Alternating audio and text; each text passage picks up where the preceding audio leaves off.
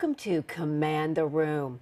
I'm your host, Dr. Miluna Fausch, and I help executives, professionals, and startups grow careers, rev up sales, and attract funding by teaching them how to command the room through effective, dynamic public speaking. Because let's face it, life's a pitch. Our intention today is to inspire you to learn about the importance of your voice as key to your positive influence, professional and personal power, and the success of your career. I am here today with the amazing Holly Shaw. Holly is a certified hypnotherapist and performance coach who has helped hundreds of artists, from Emmy Award-winning and Grammy-nominated artists to world-class choreographers, overcome their stage fright, imposter syndrome, and creative blocks. She herself was a SAG actor and spent many years in film, TV, and on stages all over the world. Welcome, Holly. Thank you. Thanks for having me, Dr. Miluna. Question number one. Okay. How did you begin your voice training? Was it as a performer? Well, interestingly enough, I didn't really think about my voice as an actor for a long time because most of my acting, I did some things on stage, but most of it was on film. And so there wasn't really the need to train sort of to command a room. It wasn't until later when I became a speaker and noticed that I need a little work on commanding a room, say if I'm leading a workshop, yelling out of the, forcing something out of the top of my voice in a shrieky sort of manner didn't elicit the response that I wanted. So honestly, my voice training, I feel like, came from flamenco dance. It came from all those years of learning how to direct my energy. I spent 15 years as a professional flamenco dancer, and honestly, even though I didn't speak that whole time, there was, being able to direct that energy and being really strong in that way, I feel like had a big effect on my voice when I started using it. Wow. Yeah. Yes, flamenco is such an art form into itself. Yeah, right? So amazing. How do you think about your voice now? So how do I think about it? Well, those voices in my head in the middle of the night, that's how I think about it. No, but really, I think about my voice. I use it a lot on my podcast. Yes. And I think I have, because that's the only piece of the performance that's coming through is the sound vibration. So I have really been focused more on using my voice, using it creatively, using it using the different textures of it. And I remember when I first wanted to do the podcast, I said to my producer, I said, I really wanted to feel like, to the listener, as though I have my arms and legs around them and I'm just whispering into their ear. And he said, oh, okay. But, and of course there are different moods and different, it's not everything is going to be that intimate. But I think I was getting at this idea of being really intimate. The voice has a way of carrying a message and just touching someone deeply. Absolutely. Mm-hmm. And you've certainly done that. Your voice is very sexy and intimate on the podcast. Oh, yes. Oh, yes. And tell me, what are the benefits in training your voice as an executive or a business owner? Right. Well, you think about any type of person that's going to be leading a group or wanting to speak up and be heard. And there is, it's not enough to just have the intelligence to make the right argument. As we know as women, right? It's not enough to just know and be able to say it clearly or articulate your point, but there is also a vibration that happens with the voice as it carries. And, I'm just thinking of a couple of examples. Like if you have a really shrill voice that's difficult to listen to, even if the words are great, people might not receive that message. Or if your voice is too quiet, it might, bother people too much to lean in all the time and strain to hear you. So that's just a couple of the many examples. of why it's important to have that instrument sort of backing up what it is you want to say. Gorgeous, well said. Do you feel our creativity comes through our voice? Well, I sure hope so. It better. Yeah, I mean, I do, definitely. I love, especially as an actor, you know, and a speaker, I love the fact that, you know, sometimes you'll have words that you say every night or words that you say again and again, but every time that you say them, it's a little journey around the words. It's a little, you just never know exactly how they're going to land, and you get the joy of sort of playing with the peaks and the valleys of the language as you say it. Wow. Yeah. Wow. And how do you prepare for your podcast? Because as I mentioned, your voice is amazing, and Oh, it's thanks. crucial because we're only hearing, we're not seeing. Yeah. How do you prepare for that? Yeah, so you know, I would like to say I'm totally unscripted, but the truth is I definitely lean on scripting. And in fact, I did in the beginning more than I do so now, because there's something about being able to choose the exact right words that you want to say your point, or, you know, to have, even if you're going to have a joke, to work it out so that you don't say something that you don't want to say, you know, let little things slip out. And so I have tended to script. Now I'm moving more towards not scripting, so I'm doing half not scripting ahead of time, because there's something so beautiful about someone just passionately expressing themselves articulately in the moment. I just am working on getting there fully. It's going to take some practice. You know, I think there's an art to it, Yes. and I look forward to that, doing more. Love that. Now, I used to joke that I studied piano, voice, and flute, but the voice won because I could take it with me wherever I go. How do you care Yeah, for your voice, right? your instrument? Oh, I smoke lots of cigarettes and I get no rest. Sorry, my goofy side comes out. You put a camera on me. I'm like, no, but really rest. Obviously, you know, I don't go out to loud venues where you have to shout to be heard. I'm a little bit of a hobbit. I tend to stay home and get a lot of rest. I don't eat dairy very much anymore, which used to could really clog you up. Yes. And I'm not a smoker, so that all helps, you know. That's the truth. Yeah. What is it that allows a voice to carry to the back of the auditorium, the boardroom, the stage? Yeah, well, I think we think of the voice carrying to the back of the stage. We just think, or the back of the auditorium per se. We think, oh, I just need to get louder. Like I just need to force it harder, and that doesn't really work so great because it distorts the sound that's coming out, right? So I like to think of it, instead of just, you know, squeezing the sound out of your mouth hole, you know, you want to think about the body as a whole instrument. And I know we've talked about this. You know this. You know, you sing from your feet up, you speak from your feet up. And there is a particular range that that all of us have, where when we're in that range, our bones and our whole body will vibrate with that sound as well. And so when we speak within that range, we can really do a lot. And of course, breathe through the diaphragm. We can really do a lot more than we would normally from just trying to squeeze the sound out of the mouth hole, as I like to say. Yes, that's Yeah. how we get to the back of the room. Yeah. Yes. Wow. How does a performer connect to the audience night after night? Well, Live theater. Yeah. Well, that's a good question, isn't it?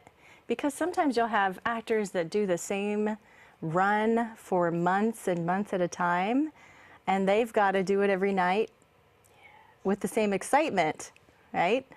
And so it's really about using their creativity night after night, finding like I said earlier, I love finding the words anew, you know, finding the the story fresh each time, and connecting with that audience. Connecting, every audience is going to be a little different. Some audiences come in and they're tired. It's a Friday night. You know, they had to come over the bridge. They were rushing and they're tired. And so you have to bring a little more energy to that audience. And then some nights they would, you know, they would balk at your energy. They wouldn't enjoy that. And so you have to softly bring them along. And I think it's about being creative within those set of rules that you and your castmates have articulated through rehearsal in advance, and just staying creative. Wow. Yeah. I love it. Now, you teach creatives how to transform their stage fright. Yeah. And I love what you call it, because we know that public speaking is still a huge fear for most people. Yeah. And I would say even singing might even be a bigger terror. Give us one tip. This is what how you call it, to transform stage fright into magnetism. Yeah. Yes. Well, I think the biggest thing that I want everyone to understand is that when you have stage fright, when you have the physical symptoms, the sweating, the heart palpitation, the shakiness, it doesn't mean that you shouldn't be performing. It doesn't mean that you shouldn't be doing it. It actually means that you should, because it means there's an energy that's coming to you and through you. It's just up to you to get up to speed with that. Wow. Yeah. Wow. And so I have found that the biggest things that people can do for themselves is start telling a different story about it. When that energy comes to you, when you start to feel the nerves or the flop sweating or whatever it is for you, to be able to say, okay, I'm excited. Here we go. I'm getting more energy. How can I use this? And it's all about learning how to direct that powerful, powerful, wonderful energy, rather than to say no to it or resist it. And I read that the fear is also trapped power. Would you agree with that? Would we call energy and power the same thing? Yeah, I would say in this circumstance, I'm definitely using those interchangeably. Yeah, power and energy. Wow. What qualities of a voice impact and influence others? What qualities of a voice impact and influence others? Well, I think, like I was saying earlier, range. You know, not everyone is going to have a nice low voice or what we think of as a soothing voice. There's all different types of voices, right? But I think with each body, like your body is an instrument, and so it plays certain notes.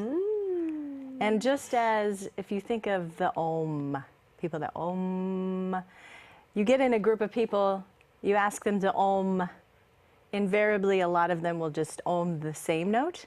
They don't know any better, but really the om, and I may be misspeaking, I don't actually know a lot about the religious origin, so if I mess up, just know that I'm going to research after this.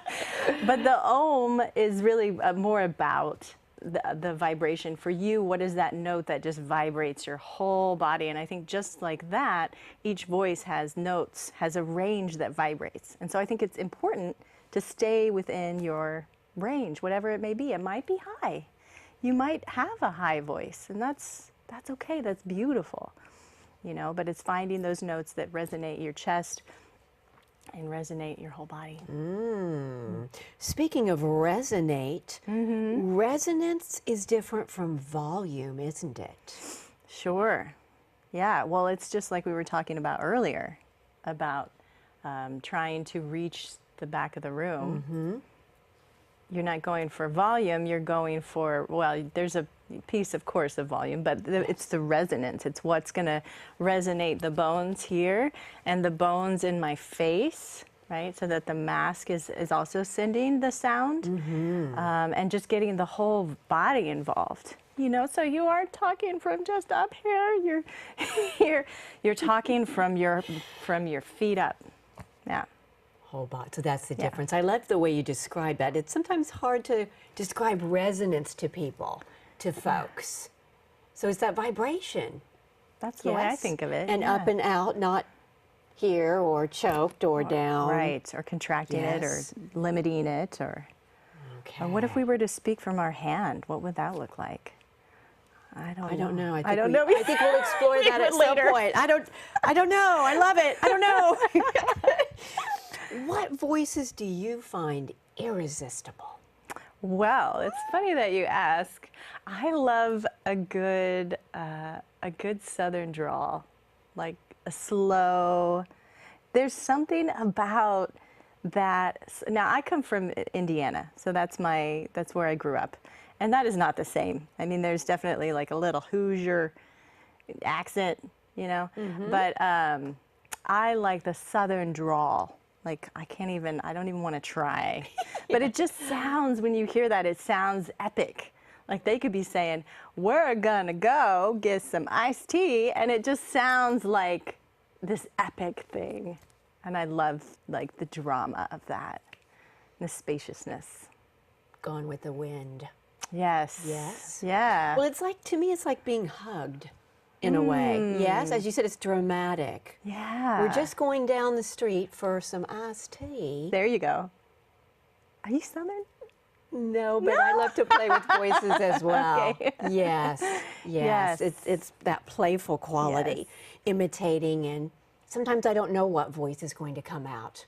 That's For example, exciting. if I'm with my New York friends, then New York starts coming out, right? Oh, yeah, you match the person you're with.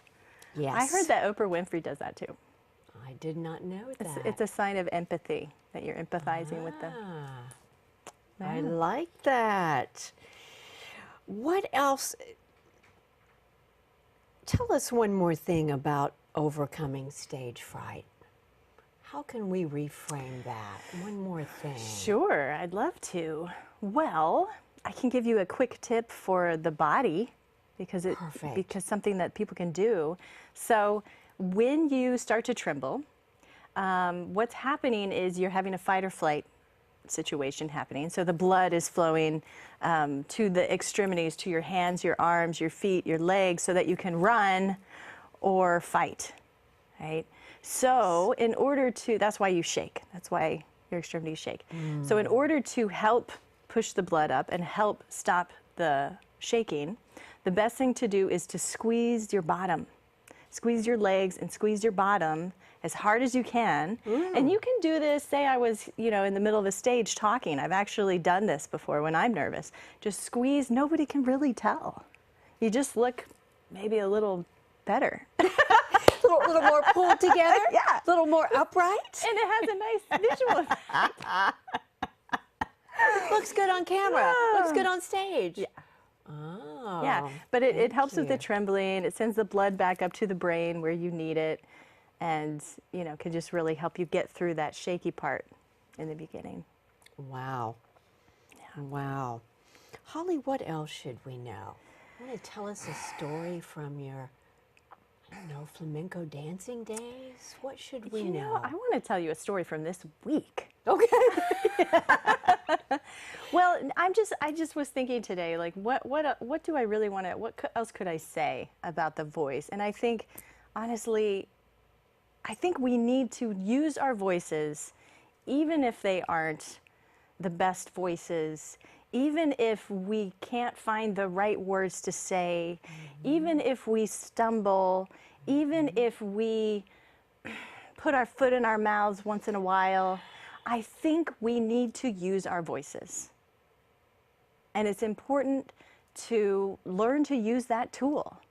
And I speak from my own experience as a woman, as a woman in this world, feeling like oftentimes not heard and not listened to, and then finding myself sort of react and go in the opposite direction and be too loud or too emotional, and being, called that I'm not using my words correct. And I think, not my problem all the time.